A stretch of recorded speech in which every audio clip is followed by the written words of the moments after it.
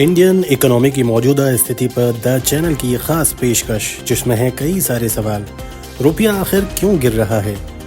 International monetary fund ने भारत की economy को सी ग्रेड लिस्टिंग में आखिर क्यों डाला? महंगाई और घरेलू खपत का असर आखिर है क्या? और शेयर बाजार में मची उथल पुथल आखिर क्या दिखाना चाहती है? आज के हमारे वीडियो में इन्हीं सवालों के जवाब तलाशने की कोशिश करेंगे। जी हाँ दोस्तों, आप सभी का स्वागत है आपके फेवरेट द चैनल पर। तो आज के इस वीडियो में हम समझने की कोशिश करेंगे क्यों रुपया आखिर दबाव में है, IMF ने भारत पर क्यों सवाल खड़े किए हैं और इसका सीधा असर आपकी जेब और आने वाले समय पर किस तरह से पड़ेगा। दोस्तों, रुपया अभी तक के सबसे न्यूनतम स्तर पर पहुंच गया है। कारण साफ है, पहला, विदेशी निवेशक लगातार पैसा निकाल रहे हैं जिसकी वजह से डॉलर की डिमांड बढ़ रही है। दूसरा, आयात महंगे हो रहे हैं और ट्रेड डेफिसिट तेज़ी से बढ़ रहा है। तीसरा, ग्लोबल मार्केट में अनिश्चितता बढ़ने से इंडियन करेंसी पर प्रेशर लगातार बना हुआ है। जब भी फॉरेन इन्वेस्टमेंट बाहर जाता है, रुपये और गिरता है, जिसका सीधा असर पेट्रोल, गैजेट्स और इम्पोर्टेड सामान की कीमतों पर पड़ता है, यानी भारत का आयात महंगा पड़ रहा है।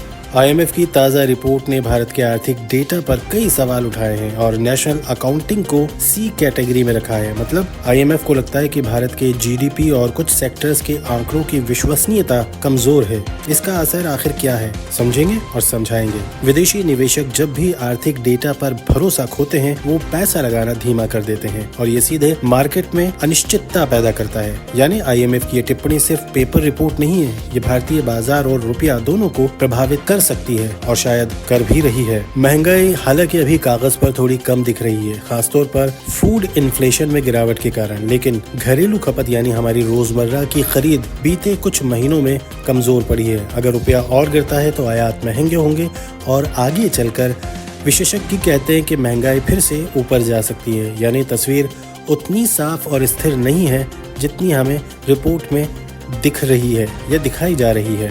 बीते दिनों के सेंसेक्स पे अगर नजर डालें तो शेयर बाजार में भारी उतार चढ़ाव देखने को मिला।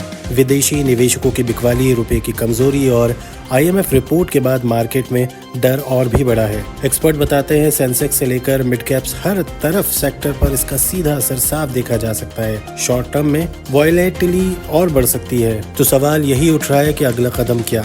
RBI अपनी तरफ से साफ कर चुका है। हमारे फाइनेंशियल एक्सपर्ट और सरकार की तरफ से अपनी बात को रखने वाले कह भी रहे हैं कि रुपए की गिरावट का फिलहाल कोई असर दिख नहीं रहा और सरकार इसमें दखल देने के लिए तैयार भी नहीं है। अगले साल जरूर किया जा सकता है, लेकिन RBI करेंसी स्थिर करने के लिए अगर मार्केट में दखल दे तो साथ ही साथ इसको लेकर के बहुत सारे पॉजिटिव साइन भी सामने आ सकते हैं।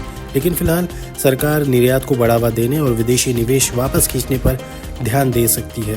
लेकिन जब तक रुपया दबाव में रहेगा, IMF की टिप्पणी यूं ही चारों तरफ मार्केट में हलचल मचाती रहेगी। तो इकोनॉमिक सेक्टर की अगर बात करें तो दोस्तों, इकोनॉमिक सेक्टर की अगर बात करें तो मामला संवेदनशील जरूर है। बाकी आपको हमारा आज का ये वीडियो कैसे लगा हमें जरूर बताएं कमेंट सेक्शन में। फिलहाल के लिए दीजिए अनुमति। डू टेक केयर और ऐसे ही वीडियो के लिए बने रहें द चैनल।